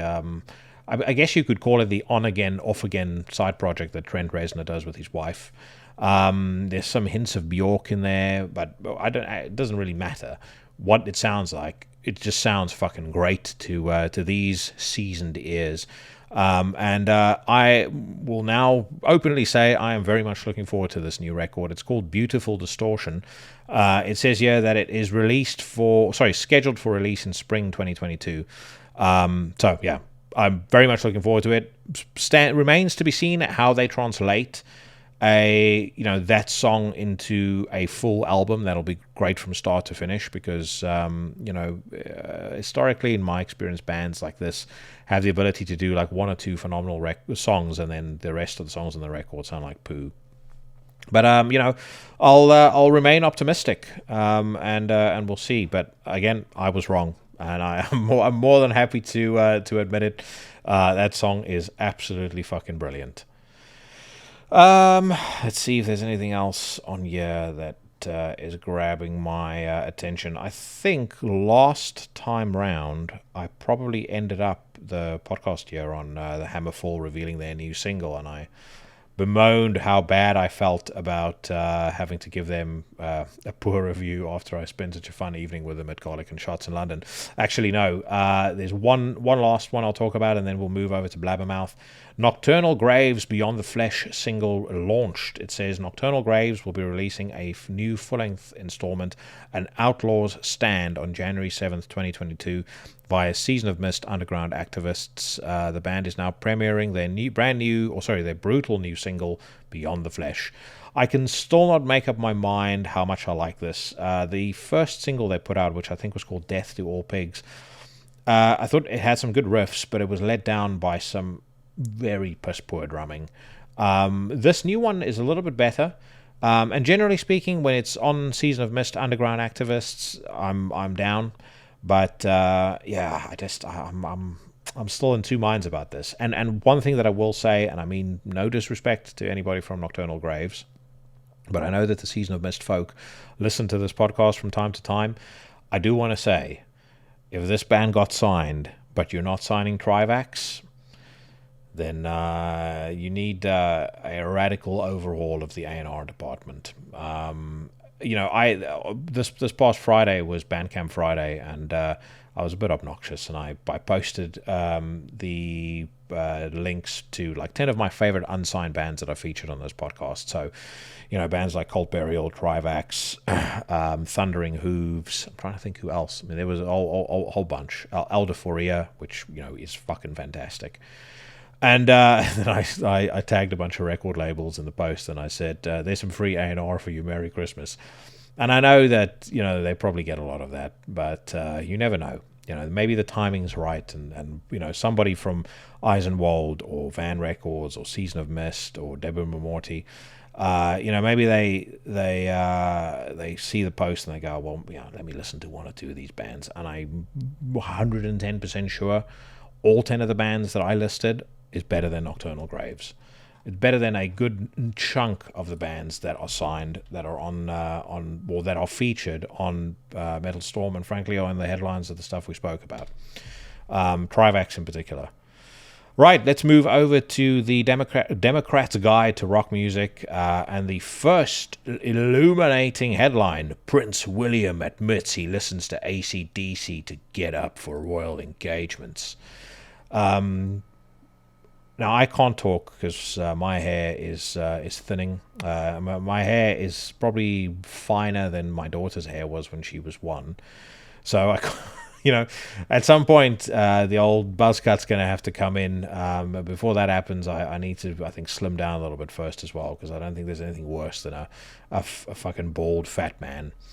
But not that I'm fat now, but I have there's the potential for me to go that way if I don't make sure that I'm in the gym 5 days a week, and pay attention to my diet. But either way, if you look at that picture of old Willie Williams over there, when it gets to the point where you have that little left on your on the old dome, maybe take the razor and get rid of that shit on the side. But that aside, the thrilling news is that Prince William has admitted that he listens to AC/DC to get himself ready for royal engagements. The 39-year-old royal shared the tidbit on a special Christmas episode of Apple Fitness Plus's Time to Walk series, which premieres on December 6th. Speaking about his love of music during a walk around the Queen's Sandringham estate, Williams said, there's nothing better than on a Monday morning when you're a bit bleary-eyed after the weekend and trying to get yourself back into the grind of the week, screaming at the servants, and as they weep and beg for mercy, putting your headphones on and start listening to AC/DC's Thunderstruck. To be fair, I don't know anyone from the fucking royal family. I don't care much for the royal family, but William has never seemed anywhere near as insufferable as his fucking imbecile of a brother. Later on, it does say that apparently it is revealed, or Dominic West revealed to the Daily Star, that Prince William's brother, Prince Harry, is a die-hard heavy metal fan whose iPod is filled with the music of bands like Megadeth, Slayer, Metallica, and Anthrax. I don't believe that for a second, and even if it were so, I think Meghan has probably put her foot down and no longer allows that sort of commoner music anywhere around the house. If you think about the textbook person that the Alex Jones followers and fans are referring to when they talk about the elites, I can't think of somebody that fits that description better than Prince Harry. A fucking imbecile who has lived a life of not slight privilege, extreme privilege for all of his life. And yes, he's had his own personal pains and sorrows to deal with. His mother in particular, that was rough on everybody. I'm not discounting any of that. But the dude has never wanted for a fucking second in his life. He has no idea what the average person on the street goes through. And yet he feels it fit not only to lecture the United Kingdom, but every other country that he visits, including the United States. And frankly, if I were a United States citizen and this guy were wagging his finger at me from his $8 million or whatever it cost mansion in Bel Air or Beverly Hills or wherever he and that fucking side wench of his live, I would show him the middle finger and tell him to fucking get bent. Every Time I Die is working on its issues with singer Keith Buckley privately. This is interesting stuff in that Keith Buckley appears to be having a very public nervous breakdown. There was an earlier article that said that, or where he accused the band of trying to replace him in private. Why they would do that, I don't know, because, Every Time I Die would not be the same without the guy's voice. But yeah, they were apparently trying to replace him privately. And now he's taking time off to prepare for he's taking time off current shows to prepare for the set of next shows, which again doesn't make a whole lot of sense. I get the impression that this guy has got some serious problems going on at the moment, and I do hope that whatever it is, he gets the help that he needs, quite frankly.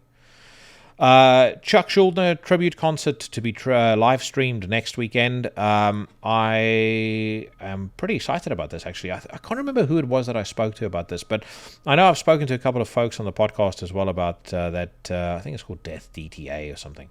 And I've seen some live clips of that, and it was absolutely sensational. So I'm glad that they're doing this. And I'm glad they're giving people an opportunity to hear these songs live, because they are so fucking great and so timeless, and they deserve to be, played and passed on from generation to generation in more than just, fucking a link to a Spotify stream or something like that. But anyway, it says the Sunday show at the Brass Mug is nearly sold out, and then it gives a lineup for two different bands. So I think. So what I think is going to happen here is there's going to be one band that plays songs from. So one band that's going to play stuff from Human, Individual Thought Patterns, Symbolic, and The Sound of Perseverance. And then another that's going to play stuff off of Spiritual Healing. Actually, Spiritual Healing in its entirety. it says, and maybe I would imagine they might throw some stuff in from Scream Bloody Gore, but I mean, it's seriously fucking heavyweight lineup in both of these. On the symbolic side of the house, Steve DiGiorgio is going to be on bass. He's of course was the bassist on Human and Individual Thought Patterns. Who else is on here? Dirk Verburen of Megadeth fame. He's getting a hall pass from Diamond Dave. And then Leo Lozano, who's going to be doing guitars and vocals. And then in the Living Monstrosity lineup, you've got James Murphy, Terry Butler, Gus Rios, Matt Harvey. I mean, that's just 4 straight legends right there. So great stuff. And I've not really bought into much of these live streams for the simple fact that, I mean, I barely watch anything back to back as it is. You know, if it's not a movie or a TV show, I don't really have the time to sit down and watch a 2-hour live stream, but I'll catch the highlights for sure. And like I said, I'm more than the highlights, I'm just glad they're playing live. I would have liked to have been there in person more so than actually live streaming it. David Ellefson says he has become more hard-lined about separation between his professional and family lives. No kidding. You know, I understand some people feeling comfortable enough to share stuff about their personal lives with the public. I also understand people that don't want to. You know, and I think when you have situations like he had with his jacking off video, I said it at the time. The worst thing that the worst thing that I think came from that would have been the backlash against his wife and against his kids. I mean, can you imagine what those poor people would, have had to put up with at school or university, or in their private lives, with all of this crazy shit being splashed all over the internet, including videos of him doing the deed. Whether or not they are still together, I don't know. I can tell you this much right now: that shit wouldn't fly in De La Casa Smiths. I think if that happened, very likely you would right now be hearing the very last Into the Necrosphere podcast, and it would be followed by a news article in The Sun or some fucking grotty newspaper later on. Man found with his penis severed and shoved into his mouth. He was a podcaster, in the subtext. Guns N' Roses shares official lyric video for new song Heart School. I think this song sucks so badly that I would send them to military school for having written it. Of the Full Metal Jacket variety, I think Gunnery Sergeant Hartman could hopefully get these guys straight. It's either that or it's back on the old dope. It is absolutely abysmal. And I would... Maybe I'd be slightly less critical of it had it not been for the fact that Axl Rose, if you read Slash's autobiography, was responsible really in part for the disintegration of what could have been the biggest rock band in history. He'd done his bandmates dirty, and then on top of that, he's a fucking woke idiot. And speaking of woke idiots, Dee Snider to Michael Sweet, I'm pro-choice and stand for women's rights. I'm pro-choice too. I also stand for women's rights. Why Dee feels like he needs to wag his finger directly at Michael Sweet. I know Michael spoke about being against abortion, but that's his opinion. Who gives a fuck? Did Dee change his mind because of what Michael Sweet said? Was there suddenly a big groundswell of people that once upon a time were pro-choice that went, oh no, this Michael Sweet, he says he's against abortion, so we need to be also. As I said, I just don't understand why why people like Dee feel like they have to lecture the rest of society with their views. But anyway, Korn's Brian Head Welsh says COVID-19 is a serious issue, but we can't let our country crumble. Your country is already crumbling, mate. And actually, I am going to potentially, so it's more or less confirmed, but I'm potentially going to be on Alan Averill's podcast because I got a note from him the other day saying, now that everything is turning back to shit, I guess it's time for us to do a follow-up. So I'm looking forward to that. Very much so, actually. That is going to be recorded in the next couple of days, and when it's up, I'll let all of you guys know. I'm looking, and I'm not seeing a whole lot else that is is attracting my attention, outside of the usual mucky muck. Here's one, actually. Skillet frontman says Rage Against the Machine has become government rock. Right on, Skillet frontman. I completely agree with you. I don't think there's a guy who is a bigger fucking sellout than Tom Morello, as far as that's concerned. Fuck you, I'll do whatever the government tells me is how they should rephrase killing in the name of. Like this band has embraced, in my opinion, just about every single establishment talking point as though it were their mantra, whilst painting themselves as the resistance. Are then held up as these grand intellectuals, particularly Tom Morello, and I for the life of me, cannot understand why. He's no more an intellectual than Noam Chomsky is an intellectual. Noam Chomsky is a charlatan and an imbecile who, is a linguistics professor who thinks that, he should be able to lecture the rest of us on just about everything else salient in this world, including economics, politics, etc. Same with Tom Morello. I don't know what he got his degree in at Harvard, but he's a fucking buffoon either way. None of what he says is grounded in any sort of objective thinking or fact. Really, the only thing that he's done that's, that I applauded him for, and I mean, it shows that must be some sort of deep bond and connection there, but he came out and he defended his friendship with Ted Nugent, which, I'm surprised he hasn't renounced the Nuge in public yet, but anyway. And again, I'm not a fan of Ted Nugent either. I do agree with his views on or some of his views, I'd say, on hunting, like the necessity for it in some areas. But he's also too far to the extreme, buys into all sorts of nonsense that, just simply is not so. Okay, I'll finish up with this one. Megadeth launches its own cryptocurrency. Megadeth has launched its official cryptocurrency, Mega Dollars, I would assume it says here, because it's the way that it's denoted here is $ and then Mega, so I'm assuming Mega Dollars. By buying, holding, and transacting with Mega Dollars, Megadeth fans will gain access to exclusives and premium benefits. Members of Cyber Army, Megadeth's official fan club that also hold Mega Dollars, will unlock traditional exclusives, access, and offers. Premium and digital Cyber Army members automatically get some free Mega Dollars. They don't say what the premium benefits are, but I would assume that you can pay upwards of 5,000 to 10,000 Mega Dollars. So that Diamond Dave can send you a message where he talks about the teachings of his Jitkindo master and how he was this close to using them on Lars Ulrich and James Hetfield, but decided that because they were so lethal and deadly, he would spare them. He would show them some mercy.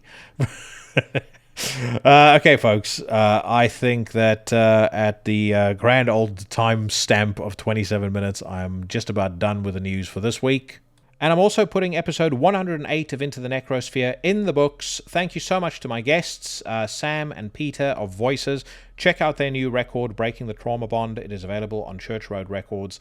Also add to your rotation the new Lockup and the new Lurking Fear records, and then make sure you get your asses back to your mobile phone, your laptop, or your other podcast delivery mechanism for my conversation with Jack Gibson of Exodus next week. I'm going to play out with an oldie but a goodie. The woke will hate me for this, but let's be frank, they don't listen to the podcast to begin with. This is off a record called Unchain the Wolves. The band, of course, Destroyer 666.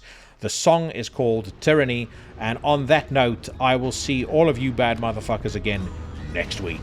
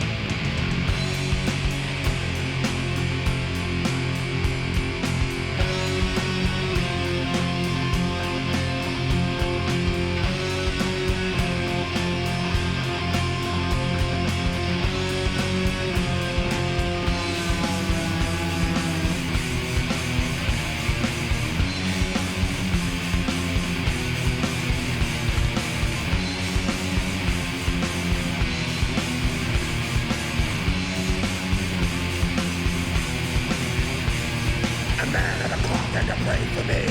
Tell me, tell the salvation. To curse my death of morality. Tell his wife of redemption.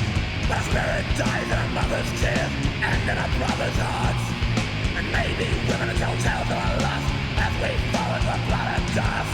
I'll stand at the edge of my grave when the cold winter calls. I'll stand at the edge of my grave. Oh, will restore.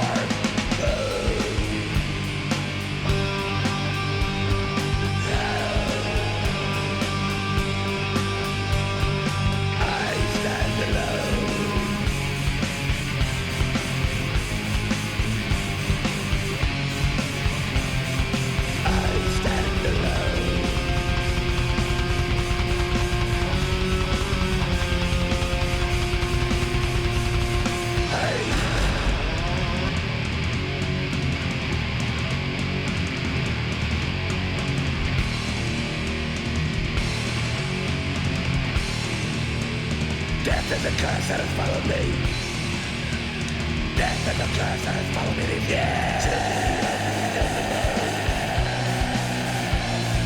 Stands upon us like the cross of our graves. A curse of the living on death. Not something to feel or to stress. Bone of those telling me